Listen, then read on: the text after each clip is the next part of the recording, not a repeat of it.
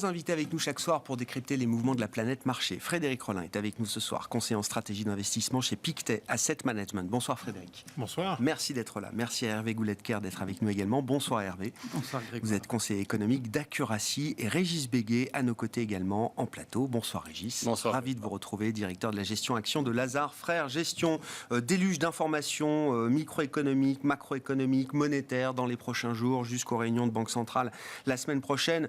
Prenons peut-être le sujet sous l'angle micro avec vous pour commencer. Régis, on a une vingtaine de pourcents du S&P 500 qui a publié ses résultats, beaucoup moins pour l'instant en Europe, mais quelques groupes emblématiques ont pu apporter peut-être des messages un peu génériques sur la situation de leur industrie, de leur secteur, sur la conjoncture mondiale, sur le degré de résistance de la demande face aux stratégies prix qui sont menées par les entreprises et que tout le monde regarde de très près aujourd'hui. Est-ce qu'il y a déjà des grands messages qu'on peut retenir de cette première vague de publications, Régis? Oui, globalement, les premiers résultats sont assez bons, voire très bons, et ont toute chance de le rester pour ce premier trimestre 2023, dans la mesure où on est un peu, à l'heure actuelle, dans le meilleur des mondes, et ça ne saurait durer, mais pour l'instant, ce monde, il est très favorable, puisque, globalement, dans l'univers des biens de consommation, cycliques ou non cycliques, comme dans l'univers industriel, on a globalement le plein effet des hausses de prix qui ont été passées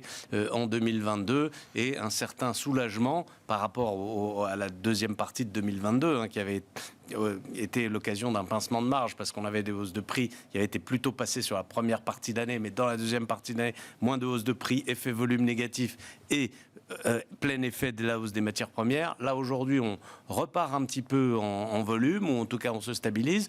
On a le plein effet des hausses de prix et, en revanche, on a un soulagement sur le côté matières premières. Tout ça fait un cocktail qui est quand même assez favorable, le tout dans une conjoncture qui est assez bonne globalement. On voit dans le domaine de la publicité, par exemple, on a eu quelques signaux déjà très très positifs. Dans le domaine des industriels, la publication d'ABB aujourd'hui, de Daimler Trucks, donc les camions, aujourd'hui également. On a Volvo vu aussi, Volvo la semaine dernière. Donc globalement, un environnement qui est toujours assez sympathique, qui bénéficie, qui plus est, d'un autre phénomène qui a été la baisse forte des prix de l'énergie par rapport à toute l'année 2022, accélération de la baisse des prix de l'énergie en ce premier trimestre, particulièrement en Europe. On partait de niveaux très très élevés qui étaient très tendus et qui étaient insoutenables de toute façon, mais c'est vrai qu'on est dans un environnement qui était beaucoup plus paisible que ce qu'on pouvait craindre l'année dernière. Ça a été un des facteurs d'ailleurs de hausse du marché de l'énergie, baisse des prix du pétrole, baisse du dollar. Tout ça, et ce sont des éléments qui... Alors, le dollar, c'est à double tranchant. Le dollar, les entreprises européennes sont plutôt exposées au dollar.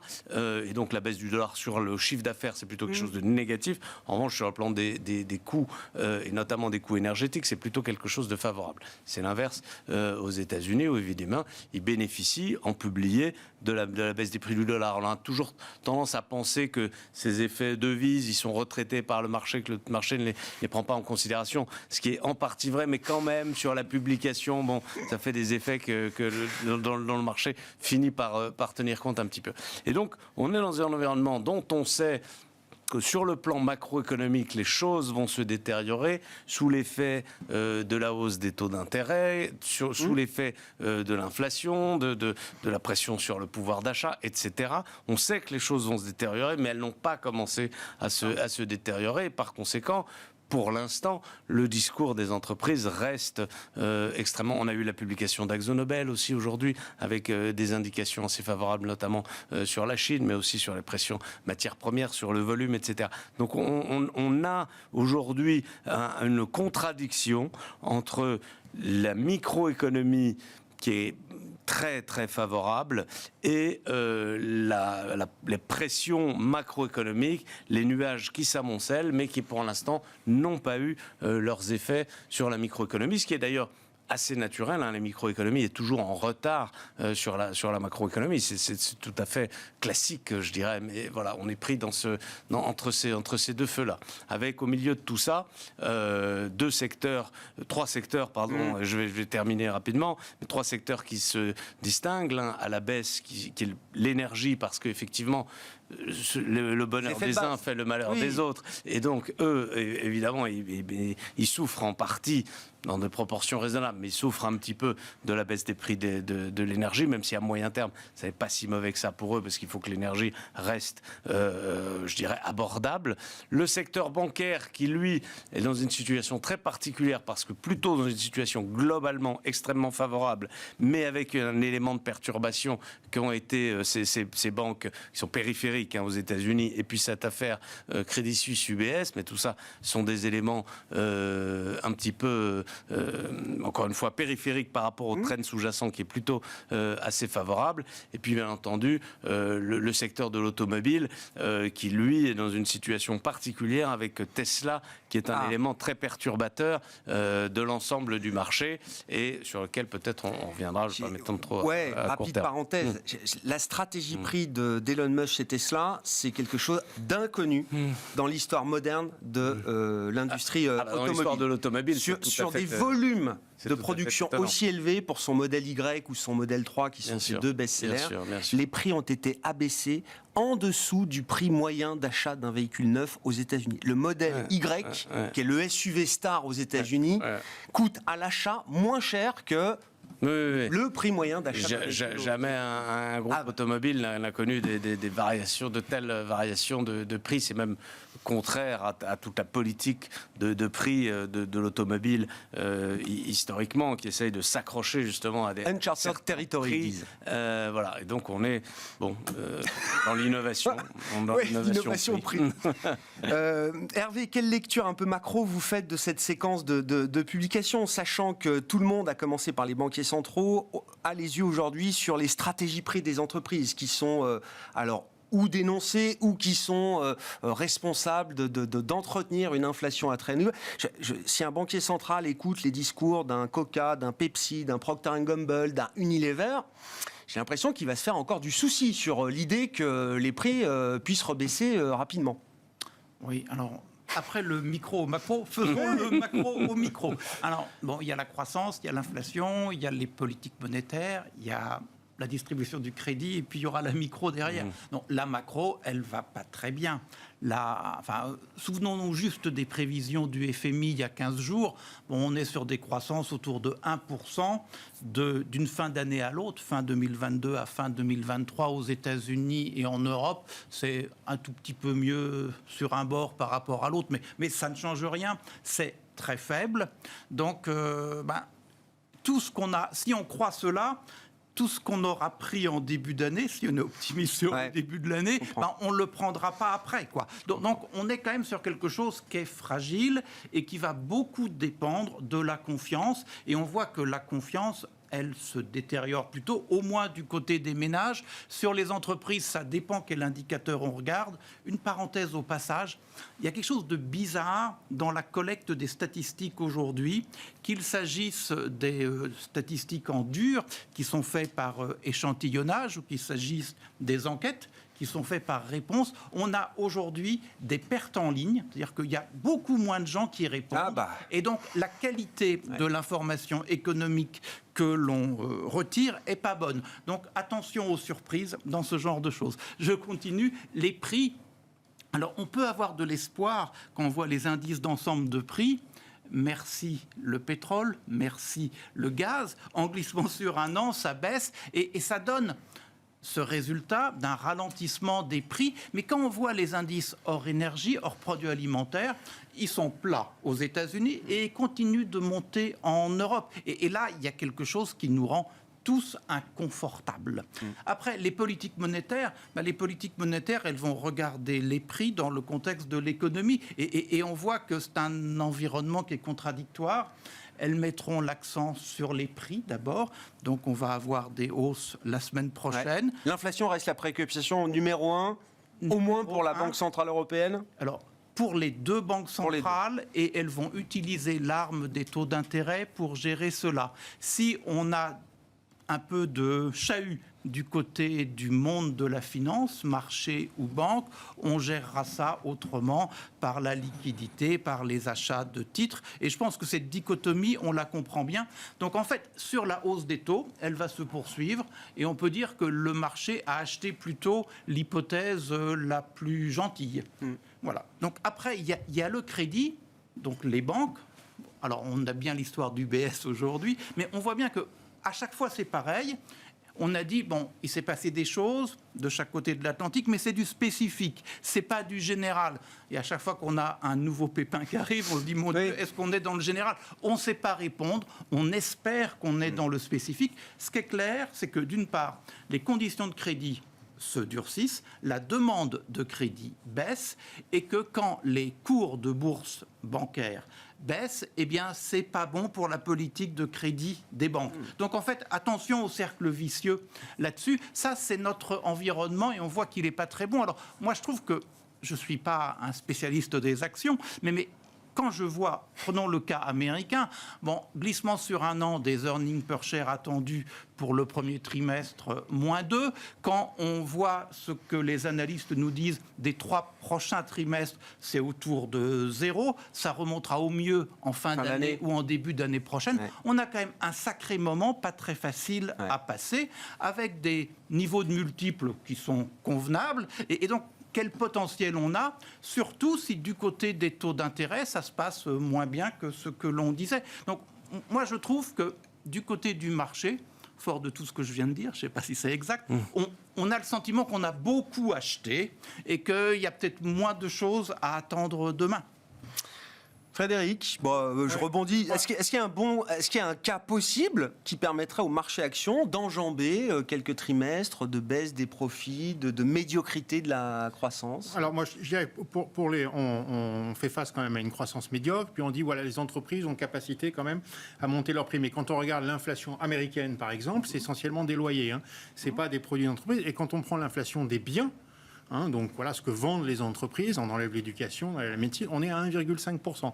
Donc on a quand même des entreprises qui ont pu monter leur prix d'1,5% sur un an et octroyer des hausses de salaire très supérieures, 3-4%. Donc on voit bien quand même qu'il y a une pression sur les marges et que voilà, l'emploi américain, alors c'est légèrement dégradé, mais il reste quand même plutôt fort.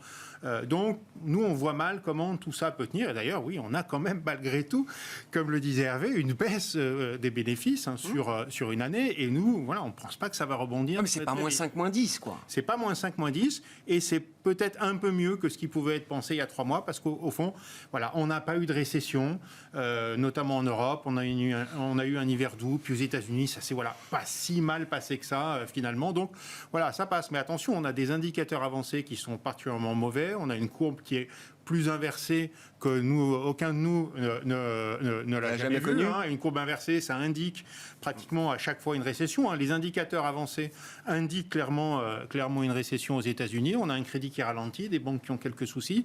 Donc voilà, si on a 0% de croissance bénéficiaire d'ici sur les 3 ou 4 prochains trimestres, je trouve que c'est pas si mal. Déjà, quand on voit que une récession... C'est mieux qu'on puisse espérer, quoi. Un ralentissement, enfin en tout cas une économie relativement atone, c'est pas de hausse donc des chiffres d'affaires. Et puis quand même cette pression sur les marges dont je parlais tout à l'heure. Donc pour nous, c'est quand même aujourd'hui, je dirais pas le bon côté des marchés. Ce qui peut, pour répondre à votre question, c'est que finalement, on rentre quand même dans le cadre d'une inflation qui a fortement baissé. C'est un peu plus de 1% sur les biens. Alors il y a encore les loyers, mais bon, ça peut être un autre sujet, mais ils vont probablement baisser. Donc, eh bien, les mauvaises nouvelles peuvent progressivement devenir des bonnes nouvelles. C'est-à-dire, pour nous, ce qui fait monter les marchés, c'est pas... bon, alors oui, effectivement, on a évité le pire, peut-être en termes d'économie en Europe. C'est pas les résultats des entreprises, c'est pas terrible, en fait. C'est tout simplement qu'aujourd'hui, on se dit, après tout, enfin, d'autres se disent que nous, d'ailleurs, plutôt, mais après tout, les multiples de valorisation sont pas énormes. C'est quoi, 18, 19 sur le marché américain? C'est cher, mais c'est pas dingue, compte tenu, il y a quand même beaucoup de valeurs de croissance sur ce marché-là. Et puis l'inflation étant probablement vaincue, si ça se passe mal, eh bien, on va enjamber ça. C'était votre question, parce que Jérôme Powell va évidemment nous aider. Voilà, la question qu'on peut se poser après, c'est attention quand même, Jérôme Powell, il donne pas l'impression de vouloir baisser ses taux. Il y a quand même encore une force sur les loyers qui est importante, une certaine inflation sur les services, des pertes de pouvoir d'achat du côté du consommateur. Donc peut-être qu'on va se retrouver un petit peu déçu de ce côté-là. Mais je crois que c'est pas l'économie aujourd'hui qui guide les marchés, c'est vraiment les nouvelles anticipations de la Banque centrale américaine. C'est intéressant parce qu'en matière de surprise économique, l'immobilier est un secteur qui pourvoit pas mal de surprises économiques positives. Alors partant d'attentes très négatives, Exactement. partant de prix qui baissent, certes, mais je regardais le Case-Shiller du mois de février, marque un arrêt de la baisse des prix immobiliers aux États-Unis pour la première fois depuis 8 ou 9 mois. Alors c'est assez intéressant parce que ce qu'on a... Il y a une forme de stabilisation quand même. Oui, alors on est sur des niveaux quand même d'activité qui sont assez faibles. Je regardais les ventes de maisons neuves, on revient sur des niveaux proches dernière crise immobilière, donc on est vraiment un niveau assez faible. Et puis on a eu quand même des hausses de salaire, des hausses de revenus, une légère baisse des taux hypothécaires aux États-Unis, une légère baisse du prix des maisons, et donc on revient dans un immobilier qui est un peu, je dirais pas qui est très accessible sur une base historique, mais qui est un peu moins inaccessible, alors que, on n'a peut-être pas acheté, il faut quand même se loger. Donc, il y a une démographie, donc à un moment donné, peut-être, on peut penser qu'on n'est pas très loin d'un point bas sur l'immobilier. C'est un peu ce que nous pensons. On ne voit pas un gros rebond. Je ne parle pas des prix, je parle de l'activité, parce que les prix peuvent avoir un effet encore prolongé de baisse. C'est quand même monté très très haut. Mais à un moment donné, il faut construire. On a des hausses de salaire, ça devient un peu plus accessible. Donc ce ne serait pas complètement étonnant qu'on ait un léger rebond de l'immobilier, sans enthousiasme pour nous, mais un petit peu quand même.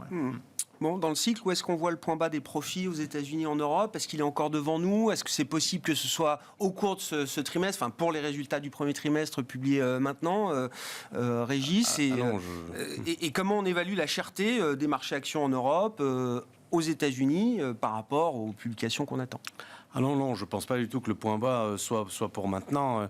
Des profits, je parle. Des profits, oui, parce que comme je le disais, on est plutôt dans une situation, il y a nombre de valeurs en Europe qui sont au plus haut des marges de leur histoire en ce premier trimestre 2023 et donc ne peut pas être appelé à un point bas à la fois en pourcentage de chiffre d'affaires et aussi en termes absolus. D'ailleurs, il y a beaucoup de titres, pas tous, mais un certain nombre de titres qui sont quand même à leur niveau le plus élevé historiquement, donc avec des multiples élevés sur des marges élevées. Alors il y a un certain pan de la cote, en particulier, j'évoquais, dans l'automobile, dans certains secteurs de l'acier, etc., qui avaient paniqué pas mal au moment de l'été, qui se sont, de manière sans doute un peu excessive, qui se sont repris, mais pas beaucoup. Il y a quand même une poche de la cote qui, elle, anticipe déjà un fort ralentissement. Mais c'est pas sur l'automobile, c'est intéressant, toujours un secteur intéressant, mais quand on regarde les PE du secteur auto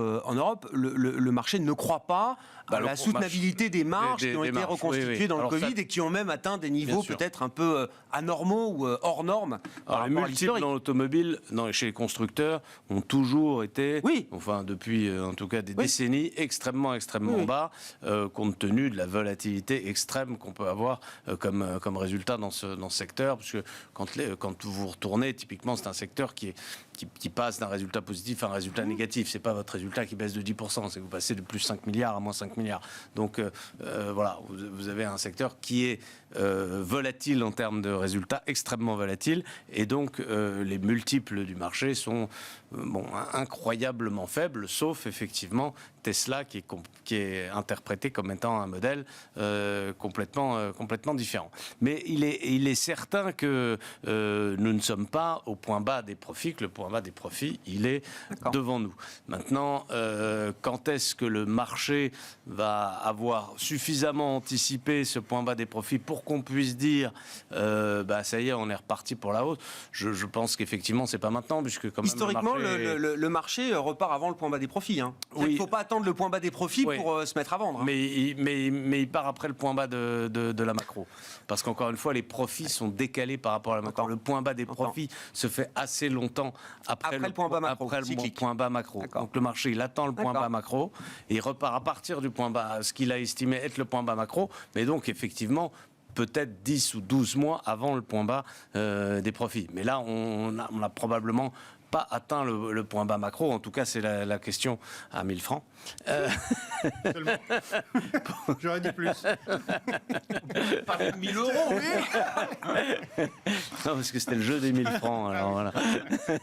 Un peu de nostalgie, Je vous ramène à l'ère moderne, Régis. Exactement. Tesla, ça m'intéresse beaucoup.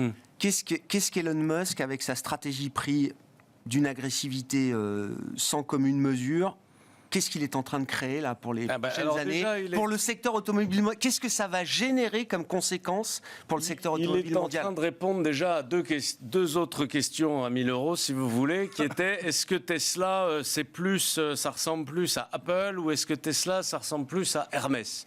Alors déjà, ça ressemble à aucun des deux, parce que ni Apple ni Hermès n'ont jamais, dans leur histoire, du jour au lendemain, baissé leur prix de 25%. Ça n'est jamais arrivé. Alors je ne dis pas que c'est mieux ou moins bien que Apple ou Hermès, mais en tout cas, ça ne ressemble pas du tout. C'est une troisième voie. À ces deux voie, business models, déjà, on peut les éliminer. On peut remercier Elon Musk de nous avoir éclairé sur ce point.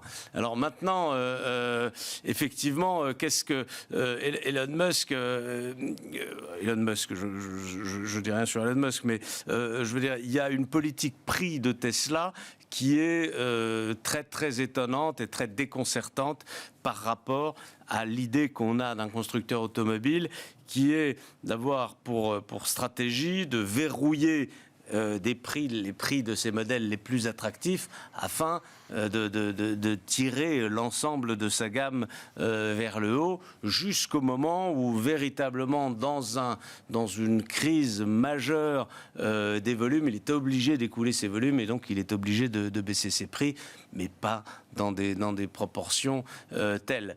Donc je ne me mets pas dans la tête de Tesla. Je ne sais pas quelle est leur... Est-ce qu'il y a une intention destructrice, puisque effectivement on part d'une entreprise qui a un tel niveau de capitalisation, un tel accès au marché financier, qu'elle peut se permettre, compte tenu de son aura, compte tenu de son image, de détruire beaucoup de valeur à un moment donné, de détruire ce qu'on appelle du free cash flow, donc de la génération de trésorerie à un moment donné, alors que les autres n'ont pas les reins suffisamment solides pour les accompagner. Donc est-ce qu'il y a cette volonté délibérée d'inonder le marché?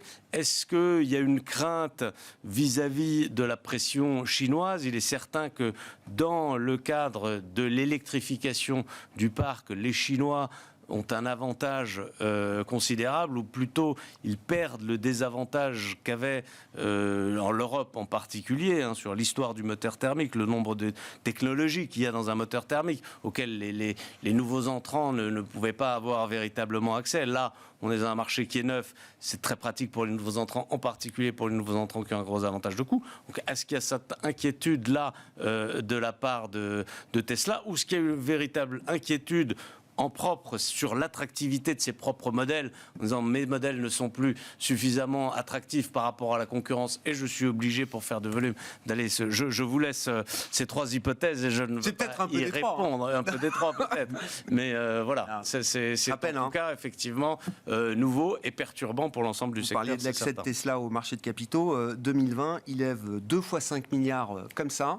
5 milliards, c'est le free cash flow généré par un groupe comme Volkswagen sur un exercice complet. Bien sûr, bien sûr. Et c'est les capitalisations de l'époque de Vous voulez parler automobile, Hervé? Enfin, moi, j'ai pas grand-chose à dire, mais ce que je pense profondément, c'est que l'automobile à moteur thermique, il y avait un modèle économique derrière, et qu'une voiture à moteur électrique, c'est pas pareil. Les moteurs électriques, ça sera les mêmes à peu près chez tout le monde. Les performances vont être très proches. Et donc, ce qui va faire vendre une voiture à moteur électrique, c'est sans doute pas ce qui faisait vendre une voiture à moteur thermique. Et je pense que dans ce cas-là, des qualités de design, des qualités de confort, des qualités de prix, tout ça, plus on va, je dirais, banaliser le marché de la voiture électrique, plus en fait les critères vont changer. Et est-ce que Musk n'est pas simplement en train de se rendre compte que jusqu'à maintenant il bénéficiait d'une comparaison dans le cadre d'un modèle économique thermique, et en train de se rendre compte que tout ça RIP. Et donc, c'est vrai qu'il est cher. C'est vrai que les voitures Tesla ne sont pas dessinées de façon la plus belle possible. Et donc, je pense qu'il y a Question sans de doute... point de vue.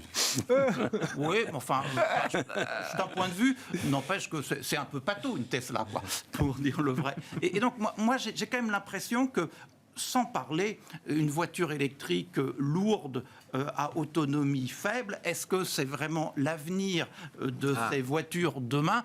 Moi, je ne suis pas certain. Si on réfléchit, une batterie, c'est lourd, il faut donc que la voiture soit légère. Et on fait plutôt des petites voitures électriques qui pourraient nous mener loin. Et je trouve que tout le monde est parti sur l'équivalent SUV en électrique, ce qui fait que ça pèse sur l'autonomie. Moi, j'ai l'impression qu'en termes de modèle, il y a encore beaucoup de questions, qu'on n'est pas mature. Alors, est-ce que Musk est en avance sur les autres et que la baisse des prix envoie un signal? C'est possible, mais tout ça ne me semble pas très stabilisé pour le moment. Bon.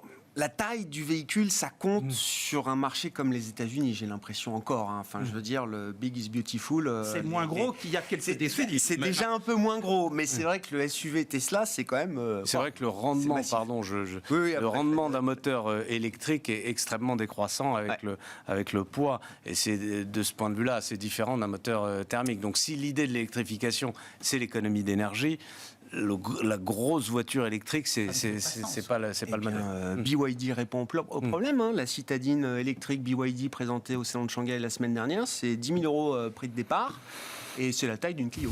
Et c'est 400 km d'autonomie comme les autres. Frédéric, sur le marché américain, un point qui a été soulevé là par les analystes d'une banque que je ne citerai pas, mais évidemment banque majeure de Wall Street, c'est le thème de l'IA générative. Génère la moitié de la performance du S&P 500 et du Nasdaq depuis le début de l'année. La concentration sur quelques grandes valeurs, Microsoft par exemple qui publiera ce soir, Alphabet, Google, Nvidia qui a dû prendre 80% depuis le début de l'année, je crois qu'il y a Salesforce aussi dans le groupe. Ce groupe de valeurs qui a été boosté par l'effet d'intérêt démultiplié autour du GPT, comme on dit, explique plus de la moitié de la performance du marché américain. Et si on rajoute un peu de la rotation défensive qui a poussé quelques poids lourds, de la santé par exemple également, on explique la totalité de la hausse du marché américain, ce qui en fait la hausse peut-être la plus étroite, selon les analyses de JP Morgan en l'occurrence, depuis 1990. Ouais, c'est une hausse très très concentrée. On parlait du cycle économique qui cafouille. Les baisses bénéficiaires, c'est essentiellement quand même surtout l'aspect cyclique. Il y a quand même, sur ces valeurs-là, un aspect baisse de taux. Souvenons-nous, 2022, c'était le krach obligataire. 2023, les taux rebaissent un peu. Donc ça, c'est quand même favorable aux valeurs de croissance. Et puis, ce boost ChatGPT, oui. Effectivement, nous, ça nous paraît particulièrement intéressant, surtout pour les grandes valeurs. Finalement, pourquoi ? Parce que c'est un jeu de grands joueurs. Microsoft vient de mettre 10 milliards sur la table. C'est pas tout le monde qui peut se l'offrir. Meta, ils investissent autour de 35 milliards de dollars par an sur différents projets de recherche, dont évidemment essentiellement l'intelligence artificielle. Donc c'est seulement les gros joueurs qui vont pouvoir le faire. Et puis en plus, il faut pouvoir le monétiser. C'est-à-dire qu'une fois, évidemment, on va beaucoup s'aider chacun dans nos travaux. Peut-être vous avez commencé. Moi, j'utilise ChatGPT, Perplexity AI. Je ne sais pas si vous connaissez. C'est très intéressant parce qu'en plus, il nous donne les articles de référence. Mais ça, il y a déjà une valeur d'usage. Il y a une valeur d'usage aujourd'hui, sans aucun doute. Oui, ça marche très très bien. Ça marche très très bien. Mais pour le monétiser, il faut quand même être capable de vendre sur Internet. Et donc ça, c'est Amazon, c'est Google, c'est tous les gros joueurs. Et puis en plus, c'est souvent des gros sur le cloud. Donc évidemment, beaucoup de données stockées. Donc tout ça booste effectivement les grosses valeurs. Nous, ça nous paraît assez justifié. Alors c'est vrai que ça rejoint cette idée que peut-être les indices sont fragiles, mais bon. Cette hausse, malgré tout, si on enlève toutes les autres valeurs, nous paraît relativement bien justifiée. Sur la santé aussi, c'est un secteur qui aujourd'hui connaît des innovations extrêmement importantes. Donc nous, on va encore préférer le secteur des biotech. Alors c'est un petit peu plus volatile, on va dire, ça bouge un peu plus. Il vaut mieux être très très diversifié, mais il y a des nouveaux traitements qui sont trouvés. Moderna, il y a quelques temps, on le sait, a eu une standing ovation, un dernier colloque de la santé pour avoir eu 100% de succès sur un cancer un peu tenace du côlon. Il y a énormément de traitements qui sont en cours. Donc non seulement c'est défensif, la population vieillit, il y a l'accès à la santé dans les émergents, mais en plus il y a une vague d'innovation. Donc je pense il y a un vrai regain de conviction sur la santé là, parce que c'est vrai qu'on a vu les valeurs un peu pharma traditionnelles reprendre le dessus. La question étant de savoir, est-ce que c'est une position d'attente des investisseurs sur un secteur défensif parce qu'on ne sait pas trop où on va, ou est-ce qu'il y a une vraie conviction derrière qui peut se développer? Je pense qu'il y a trois choses. Il y a d'une part que c'est des valeurs de croissance, donc on a un environnement obligataire qui est plus porteur. D'autre part, quand même, il y a cette innovation. Alors l'innovation, on ne la découvre pas depuis le début de l'année, mais on voit quand même qu'il y a une tendance générale à l'accélération de l'innovation, donc ça c'est porteur. Je pense que si on prend un mouvement, je dirais, plus récent, effectivement, on ne sait plus trop quoi acheter, en fait. Les taux baissent, la Fed va peut-être faire quelque chose, on veut avoir des actions au portefeuille, on n'a pas très envie d'avoir du cyclique, on va sur du défensif ou de la croissance séculaire. Je trouve que nous, c'est un mouvement qui est aussi en partie tactique, il faut le reconnaître, mais qui est quand même soutenu à moyen terme par des fondamentaux intéressants. C'est une bonne question. De quelle manière, quelqu'un qui ne serait pas exposé aux risques actions aujourd'hui, de quelle manière vous lui conseilleriez de s'exposer au marché actions? Par quel secteur, par quel style, par quel marché? D'abord, il n'y a pas une nécessité absolue d'être exposé au marché actions tout le temps. Nous dit le directeur de la gestion action de Lazard Frères Gestion, alors celle-là. Mais je dis il y a des périodes où le marché actions ne présente pas d'attrait particulier, en particulier quand effectivement les taux d'intérêt sont plus élevés, les multiples actions restent élevés, et donc finalement la prime de risque qu'on appelle la prime de risque action, c'est-à-dire l'écart entre le rendement que procurent les actions et le rendement obligataire est bas. Du coup, le marché est peu attractif. Mais il est certain que à ces niveaux de multiples et dans le contexte actuel, la pharma semble être un vecteur idéal parce que la pharma n'est pas soumise aux aléas macroéconomiques. Il y a une quasi-insensibilité du secteur, à moins qu'on aille vers une économie de guerre, si vous voulez, mais une quasi-insensibilité du secteur à toute forme de conjoncture économique. Et les multiples du secteur sont assez bas, ce qui la protège assez bien du risque de compression de multiples liés à la hausse des taux d'intérêt, justement. C'est un secteur qui est assez peu sensible à l'inflation. Ils n'ont pas de problème de pricing? Il y a toujours un problème de pricing. Ça fait toujours l'objet de négociations avec les gouvernements, mais en général, les contrats sont assez bien corrélés à l'inflation, pas toujours. Mais de toute façon, comme on est dans un secteur dont les marges sont structurellement très élevées, l'impact inflation est faible en pourcentage du résultat. Donc c'est un secteur qui est assez bien protégé.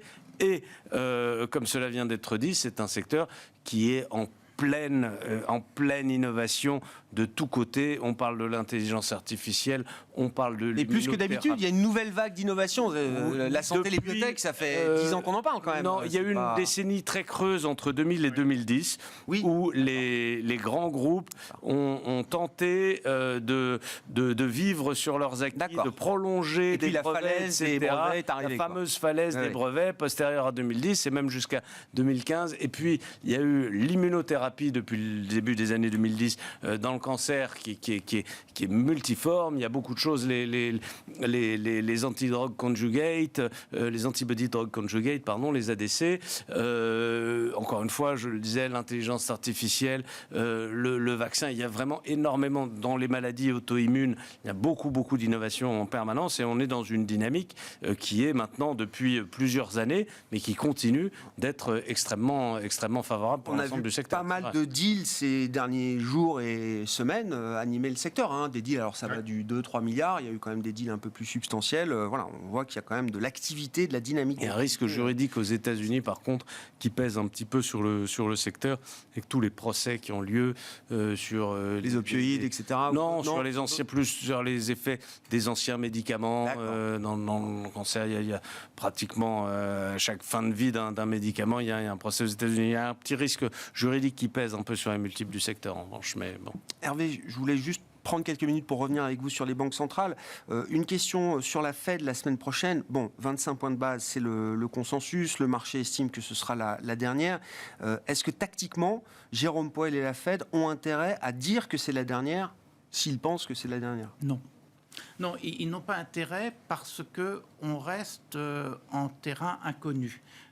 L'inflation, mesurée par le noyau dur, ne ralentit pas. Elle a simplement plafonné à 6% à peu près.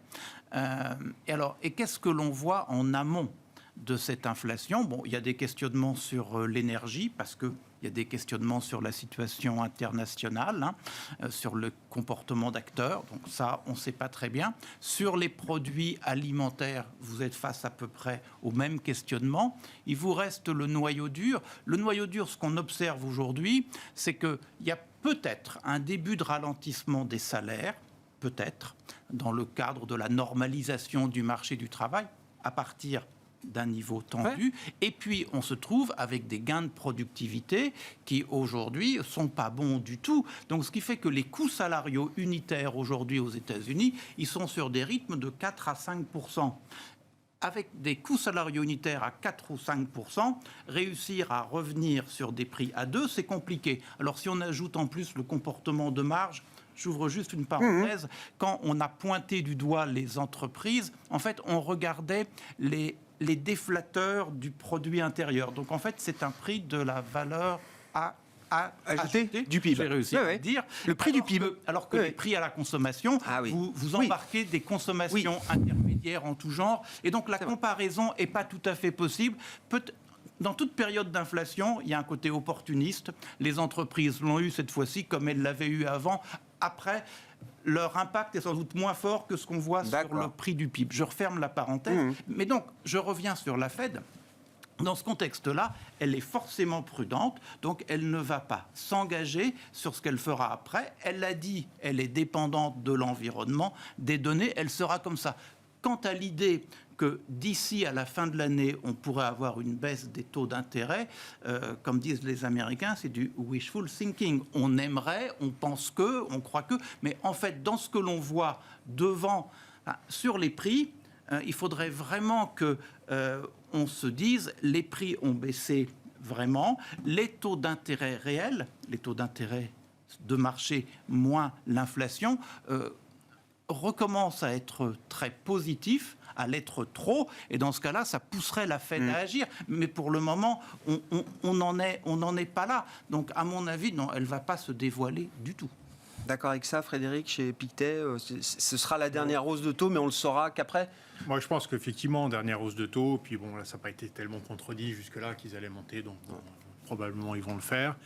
Est-ce qu'ils vont dire que c'est la dernière? En général, ils ne sont pas jamais aussi clairs, évidemment. Bon, ils veulent se laisser des marges de manœuvre. Nous, ce qu'on aimerait, déjà avoir le point de vue de Jérôme Powell et de ses gouverneurs sur la crise bancaire. Voilà, on va voir un petit peu ce qu'il nous dit sur les perspectives d'évolution du crédit. Il y aura des enquêtes de crédit juste avant pour la Fed et la BCE. Donc ça va être important. Mais je crois que pour nous, une des questions aujourd'hui qui se pose, c'est effectivement les composantes de l'inflation. Donc voilà, la plupart des services sont quand même en train de se stabiliser, baissent pas assez vite, mais c'est sur les loyers. Donc qu'est-ce qu'ils pensent aujourd'hui de cette inflation qui persiste là-dessus? Est-ce que, comme beaucoup d'acteurs de marché, dont nous, il a le sentiment que, après tout, ça va suivre le marché immobilier. Le marché immobilier n'a pas été très bon cette dernière année, donc ça va se faire. Ou est-ce qu'il va vouloir vraiment attendre des preuves?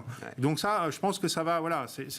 Est-ce qu'il va nous dire qu'il anticipe déjà, ou est-ce qu'il va nous dire qu'il veut des données dures avant de modifier sa politique monétaire? Je pense que c'est probablement ça qui sera regardé. Pour conclure, qu'est-ce qui guide la logique d'investissement aujourd'hui? C'est nous, toujours prudent, valeur de croissance.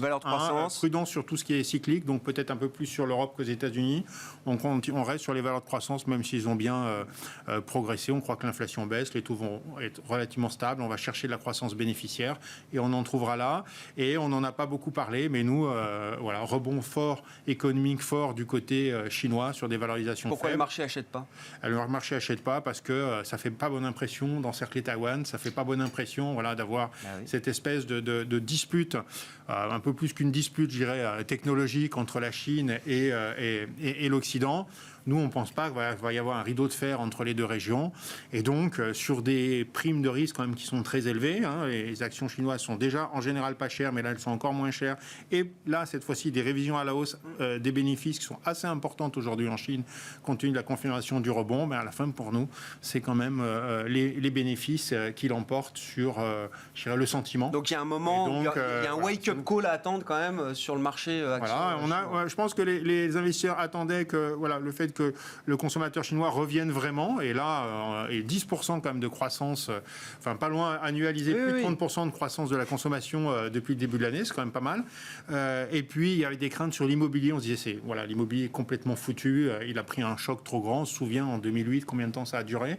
Là, ça a l'air de rebondir quand même de ce côté-là aussi. Donc finalement, il y a 2 doutes qui sont levés sur l'économie chinoise. Bon, un petit peu, quelques déclarations un petit peu... C'est pas... un petit peu moins émotionnel pourrait éventuellement aider. Non, mais voilà, on sait bien que l'affrontement, il est là et il va durer, mais est-ce qu'il va s'aggraver au point que le raisonnement économique va disparaître ? Ça, aujourd'hui, on n'y croit pas.